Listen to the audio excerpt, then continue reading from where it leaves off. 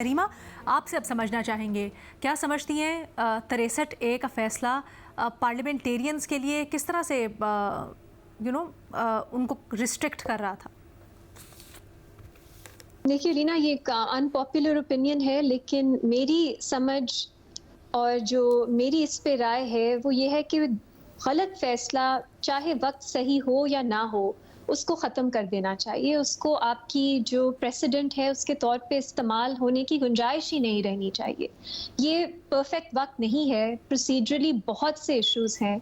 एक ओवरऑल ये जो सुप्रीम कोर्ट बेंच इस केस को सुन रहा है, बहुत से लेजिटिमेट सवालात हैं उस पे।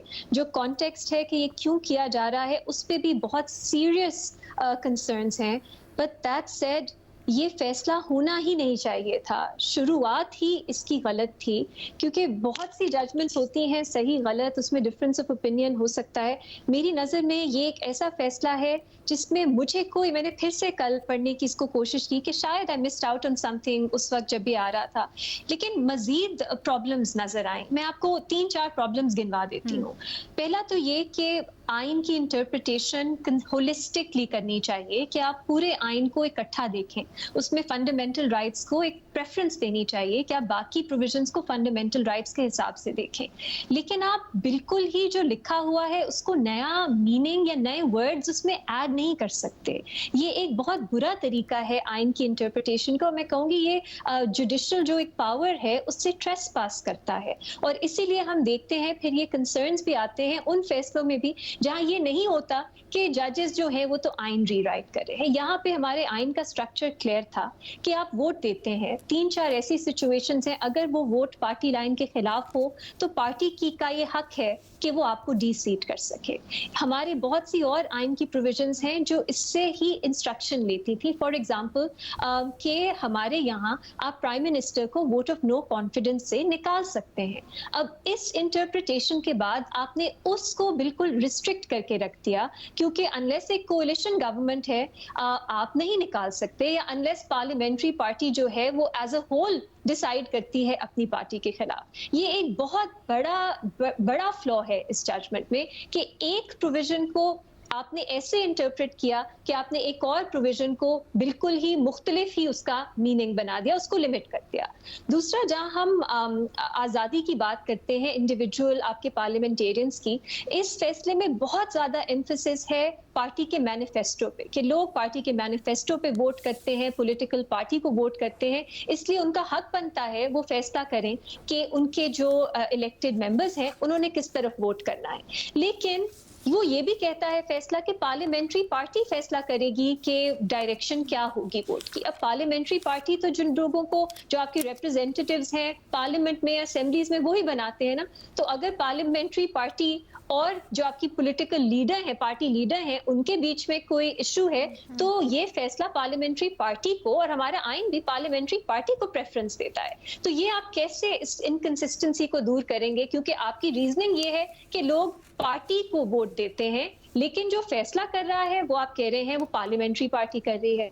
तीसरा, एक बहुत बड़ी उलझन है इस जजमेंट में जो मुझे बहुत खटकती है, कि आप ये तो कह दें कि अगर आपने वोट किया और पार्टी ने आपको कहा था आपने वोट नहीं करना, तो वो काउंट नहीं होगा। लेकिन अगर पार्टी आपको, आप अब्सटेन कर लेते हैं, फिर क्या होगा? पार्टी कहती है वोट करें, आप अब्सटेन कर लेते हैं। मतलब इस फैसले में इसको एड्रेस ही नहीं किया गया कि क्या तसव्वुर किया जाएगा कि आपने वोट किया है। एक तरीका कार है ना, जिस तरह वोट लोग करते हैं, जो आइन में दिया गया है, रूल्स में दिया गया है। अब्सटेंशन को आप किस तरह हल करेंगे, इस पे भी कुछ नहीं बताया गया। सो ये बहुत ज्यादा। और चौथा, ये एक बहुत प्रैक्टिकल मसला है कि अब जो पहले आइन की शक्ल थी उसमें एक क्लियर कट प्रोसीजर था। आप वोट करते हैं, वो पार्टी लाइन के खिलाफ है, पार्टी लाइन के हक में है, स्पीकर का उसमें कोई रोल नहीं है, जो भी प्रिजाइडिंग ऑफिसर है वो बाद में ईसीपी जाने, आपके पार्टी हेड जाने, आपकी पार्लियामेंट्री पार्टी जाने, वो बात का मामला है आप डी सीट होते हैं या नहीं। यहाँ पे अब उस वक्त वोट काउंट के वक्त आपने स्पीकर को इतना इख्तियार दे दिया कि उन्होंने फौरन फैसला करना है। और ये हमने पंजाब असेंबली के जो वोट ऑफ कॉन्फिडेंस था उसमें देखा कि एक कंफ्यूजन थी कि फैसला क्या है, पार्लियामेंट्री पार्टी कौन है, क्या उन्होंने सही तरह फैसला दिया या नहीं दिया, और स्पीकर ने उसी वक्त काउंट करना है। और वो किस बेसिस पे करेंगे, वो किस बेसिस पे इंक्वायरी करेंगे कि जो इंडिविजुअल मेंबर्स हैं उन तक वो डायरेक्शन पहुंची या नहीं। तो आपने जो हमारे ये जो पूरे प्रोसेसेस हैं और ये पार्लियामेंट असेंबली के अंदर है उसको बहुत कॉम्प्लिकेट करके रख दिया। सो प्रैक्टिकली भी आप देखें और कॉन्स्टिट्यूशनली भी आप देखें, मेरा ख्याल है ये बहुत बहुत बुरा फैसला है और इसको सेट असाइड होना चाहिए। प्रॉब्लम क्या है कि ये रिव्यू में हो रहा है और एक मुख्तलिफ बेंच सुन रहा है, एक एडहॉक जज हैं, वो चाहे उस बेंच में भी थे लेकिन इस वक्त तो एडहॉक हैं, वो सुन रहे हैं। तो ये रिव्यू की जुरिस्डिक्शन को मेरी नजर में बहुत ही एक वसी कर देता है और रिव्यू और अपील में अब मुझे लगता है कुछ फर्क नहीं रहा।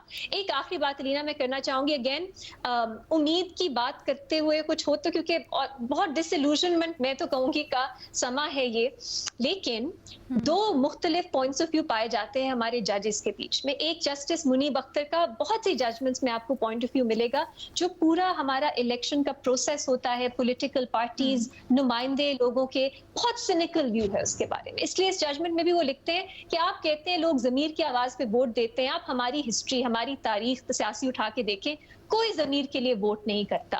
तो ये तो उन्होंने कहा एक अनहोनी चीज है, मैं इसको एड्रेस भी नहीं करना चाहता क्योंकि ये होगा ही नहीं पाकिस्तान में कभी। ये उनका पॉइंट ऑफ व्यू है और अदालत को वो देखते हैं एज अ सेवियर कि अदालत जो है वो बचा सकती है आपको। दूसरा एक व्यू है और मुझे अफसोस होता है हमने जस्टिस मंसूर अली शाह को बना दिया है कि बड़े एडवेंचरिस्ट एक्टिविस्ट जज हैं। उनका व्यू है जो उन्होंने प्रैक्टिस एंड प्रोसीजर एक्ट जब सुन रहे थे उन्होंने अपने फैसले में लिखा कि हम एक्सपेक्ट करते हैं कि पार्लियामेंट रीजनेबली बिहेव करेगी, हम एक्सपेक्ट करते हैं कि पार्लियामेंट जो है वो पब्लिक इंटरेस्ट को देख के फैसला करेगी। हम एक्सपेक्ट करते हैं कि जजेस जो हैं वो अपनी पावर्स को, अपने हदूद को समझेंगे और उसमें रहेंगे और पार्लियामेंट भी यही करेगी। अब हम देखते हैं कि अगर ये 63A रिव्यू हो जाता है और उसी शक्ल में आईनी तरमीम हमारे सामने आती है, क्या ऐसा हो सकता है कि कुछ हमारे पार्लियामेंटेरियंस जस्टिस मंसूर अली शाह को सही साबित करें और जस्टिस मुनीब अख्तर के सिनिसिज्म को गलत साबित करें और हम देख लें कि शायद जो गवर्नमेंट में पार्टीज हैं उनसे एफिलिएटेड हैं उनके मेंबरान भी पार्टी लाइन के खिलाफ वोट करें। अगर उसी तरह का खौफनाक आईनी पैकेज हमारे सामने आता है, क्योंकि अगर हम होपफुल हैं तो ये दरवाजा उनके लिए भी खोलता है। पहले वो पाबंद थे, उनका वोट काउंट नहीं होना था अगर पीपल्स पार्टी या नून लीग या इन जमातों में किसी ने इस आईनी तरमीम के खिलाफ वोट करना था। लेकिन अब अगर ये रिव्यू होती है वो भी पार्टी लाइन के खिलाफ फैसला कर सकते हैं। तो क्या लेकिन वो डी सीट हो जाएंगे, लेकिन डिस्क्वालीफाई, डी सीट वो होंगे लेकिन वो आईनी तरमीम को ब्लॉक कर सकते हैं। तो अगर वही आईनी तरमीम का हमारे सामने ड्राफ्ट है जो मेरी नजर में बहुत ही प्रॉब्लमैटिक, खौफनाक, ओप्रेसिव ड्राफ्ट है, उसी तरह का कुछ सामने आता है, तो क्या कोई अपनी किसी की ज़मीर की आवाज जागेगी? वही बात है, क्या जस्टिस मंसूर अली शाह सही साबित होंगे या जस्टिस मुनीब अख्तर का सिनिसिज्म? ये भी हम देख सकते हैं आगे आने वाले कुछ दिनों। अच्छा, ये जो बात है इसके ऊपर भट्टी साहब ने कुछ इख्तलाफ किया था, भट्टी साहब कुछ कहना चाहेंगे? जी मैडम शेख, एक आपको याद दिलाना चाहूँगा, पार्लियामेंट की बात करना चाहूँगा। पार्लियामेंट, पहले तो मैं फिर वही उसी बात से शुरू करूँगा कि पार्लियामेंट वो होती है जो असल पार्लियामेंट हो, लेकिन चलो यही हमारी पार्लियामेंट है, मौलाना साहब के 47 की हो या 45 की हो, क्या हम कर सकते हैं। एक इसी पार्लियामेंट में जायद हामिद साहब और दानियाल अजीज़ चौधरी साहब जो वो परवेज़ मुशर्रफ साहब के लिए कानून साजियाँ करवा रहे थे और उनको वर्दी में सदर मुंतखब करवा रहे थे। और इसी पार्लियामेंट में जायद हामिद साहब नून लीग के मिनिस्टर थे और दानियाल साहब दोनों पर नवाज शरीफ साहब की जब नाहल हुए थे तो उस नाहली को ख़त्म करवाने के लिए वो खड़े होकर वोट दे रहे थे। अब जब मैडम शेख हर कदम पे आपके सामने है सारा कुछ, अभी ये फैसला आ जाना है और मैं फिर कह रहा हूँ एक जो अल्लाह करे कि मैं गलत साबित हूँ, लेकिन 5-0 से जो फैसला आएगा उमर अता बंदयाल साहब के फैसला ख़त्म करने का, तो उसके बाद देख लीजिएगा। ये अभी जो आईनी तरमीम नहीं मंजूर हुई, इसी मंतक पे चलने के माजी में क्या होता रहा तो फिर तो सुप्रीम कोर्ट से भी बहुत से गिले हैं। लेकिन फिर आप ही की ज़बानी और आप ही जब उमर अता बंदयाल आए तो उनके फैसलों के ऊपर या फिर बाकी अदवार में जब फैसले आए तो उनके ऊपर यकीन रखते हैं, तो माजी की बात पे अगर जाएंगे उससे थोड़ा आगे निकल आते हैं। नहीं मैडम शेख, माजी की बात मैं बिल्कुल नहीं करना चाहता। मैं कहना चाहता हूं कि जब आपको दिल करता है आप सुप्रीम कोर्ट के फैसले नहीं मानते, जब आपका दिल करता है आप सुप्रीम कोर्ट को तकसीम कर देते हैं, जब आपका दिल करता है आप सुप्रीम कोर्ट के फैसले के खिलाफ कानून साजियाँ कर देते हैं, जब आपका दिल करता है आप अपनी कानून साजी में तरमीम कर लेते हैं, जब आपका दिल करता है आप लोटाक्रेसी को जायज़ करार देते हैं। सर बट मुझे ये थोड़ा सा मुझे समझा दीजिए ना कि लोटाक्रेसी कैसे होगी, जैसे अभी हम बात कर रहे थे, ये थोड़ा सा बता दीजिए लोटाक्रेसी किस तरह से होगी या ये हॉर्स ट्रेडिंग किस तरह से होगी? मिसाल के तौर पे मैडम शेख ये 5-0 से फैसला आ जाता है कि वो उनका वोट शुमार होगा, ठीक है, और आईनी तरमीम आ जाती हैं। आईनी तरमीम आने के बाद अगर कौमी असम्बली में मौलाना साहब नहीं मानते या एक आईनी पैकेज वो ऐसा लाना चाहते हैं जिस पे कोई भी नहीं मानना चाहता, और उसमें पाकिस्तान तहरीक इंसाफ के 41 जो आज़ाद MNA हैं या पाकिस्तान तहरीक इंसाफ के कुछ बाकी जो MNA हैं, कोई भी वो वोट डाल देते हैं इस हक में कौमी असम्बली में कि ये आईनी तरमीम पैकेज के हक में डाल देते हैं, तो क्या होगा? डिसीट हो जाएंगे। तो क्या होगा? आईनी तरमीम पैकेज तो मंजूर हो जाएगा, हुकूमत को तो फ़ायदा होगा और हुकूमत तो कामयाब हो जाएगी। तो ये लोटा आप रीमा कुछ जवाब देना चाह रही हैं आपको या कुछ ऐड करना चाह रही हैं? सुन लेते हैं रीमा जी। लीना भट्टी साहब जो बात कर रहे हैं, मैं एहसास रखती हूँ उस बात का, और बिल्कुल ये दुरुस्त बात है कि पाकिस्तान में बहुत सी वजूहात हैं। यहाँ हम देखते हैं लोगों को कोर्स किया जाता है, लोगों को अबडक्ट किया जाता है, उनकी फैमिली मेंबर्स को डराया धमकाया जाता है उनका वोट तब्दील करने के लिए, पैसा बहुत ऑफर किया जाता है उनका वोट तब्दील करने के लिए। लेकिन मैं सिर्फ ये गुजारिश करूंगी कि ये जुडिशल हर चीज के हल के लिए हमें जुडिशरी की तरफ नहीं देखना चाहिए। पीटीआई को उनके जो मेंबरान हैं उन पे काम करना चाहिए, उनसे मिलना चाहिए, इंश्योर करना चाहिए कि वो अपनी पार्टी डायरेक्शन के मुताबिक ही वोट करें।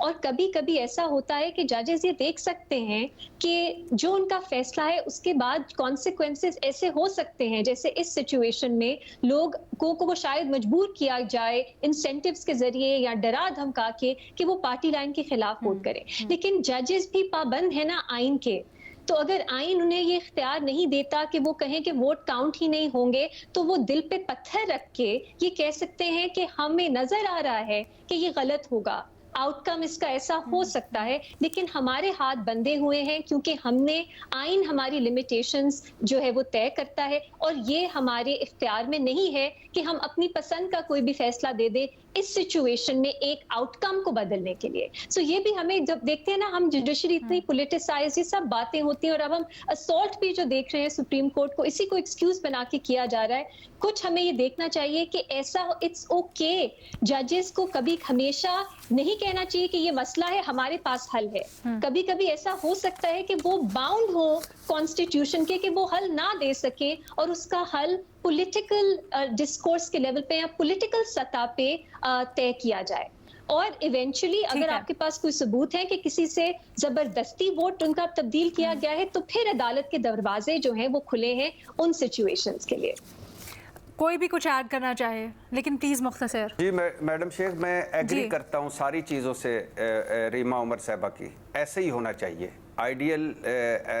आइडियलिज्म में ऐसे ही होता है कि पार्लियामेंट अपना काम करे, कोई पार्लियामेंट में मुदाखलत ना करे, और कोई सुप्रीम कोर्ट अपना काम करे, कोई सुप्रीम कोर्ट में मुदाखलत ना करे। लेकिन माहौल देखें मैडम शेख कि ये जुड़ा हुआ है फैसला बहुत सारी चीज़ों से, जैसे हम यहाँ तक पहुँचे हैं कड़ी दर कड़ी, इसलिए इसके बाद ये फैसला बहुत सारी आगे कड़ियाँ मिलाता है। ऐसी सूरत हाल में मेरा ख्याल है जब अदलिया की अपनी आज़ादी ख़तरे में हो, तो मेरा ख्याल है अदलिया को इस पे फैसला देना चाहिए और ये इसको रोकना चाहिए, इस दरवाजे को बंद करना चाहिए। बाकी ठीक कह रही हैं रीमा उमर साहबा, उनकी आइडियलिज्म में उनकी बात ठीक है। उमर साफ़ी साहब कुछ कहना चाहता है कोई? अलीना, मैं रीमा की बात से एग्री करता हूं, और मैं साथ ही ऐड करना चाहता हूं कि मेरे ख्याल है कि अदलिया जितना कंसर्न अपना पार्लियामेंट के बारे में शो करती है, अगर अदलिया अपनी इस्लाह के लिए उतना वो एनर्जी उधर इन्वेस्ट कर ले तो वो ज्यादा बेहतर होगा, खुद एक एग्जांपल बन जाए। हमारे सब अदारों का यही मसला है, मीडिया भी बाकियों को ठीक करना चाहता है, खुद ठीक नहीं हो पाता। इसी तरह जुडिशरी का भी प्रॉब्लम है, इसी तरह पॉलिटिशियंस का भी प्रॉब्लम है। तो ये अगर मसला हमारा बेसित कौम जब तक ठीक नहीं होता, हम दूसरों की तरफ तवज्जो देते हैं या उनकी इस्लाह के लिए काम करते हैं, तो इससे हमारे लिए ओवरऑल ज्यादा मसाइल पैदा होते हैं। ठीक है जी।